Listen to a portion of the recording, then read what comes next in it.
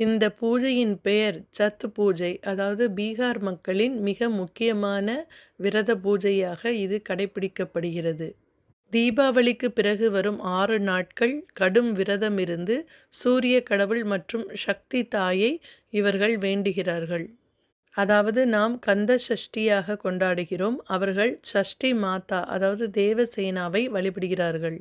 இது குழந்தைகளுக்கான விரதம் என்பதால் குழந்தை பாக்கியம் இல்லாதவர்களுக்கு இந்த பூஜை விரதம் இருந்தால் குழந்தை பாக்கியம் கண்டிப்பாக ஏற்படும் என்று சொல்கிறார்கள்.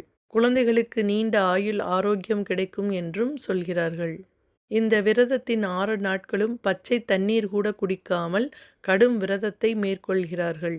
மொத்தத்தில் கந்த சஷ்டி பூஜையும் சத்து பூஜையும் ஒரே மாதிரியான பூஜை விதிகள்தான், ஒரே நாட்கள்தான். ஆனால் அந்தந்த மாநிலத்திற்கு ஏற்றவாறு சில விதிமுறைகள் மாறுபடுகிறது. ஆனால் இந்த 6 நாட்களும் மிக மிக சக்தி வாய்ந்த நாட்கள் என்பது மட்டும் உறுதியாகிறது. நாமும் இந்த பூஜையை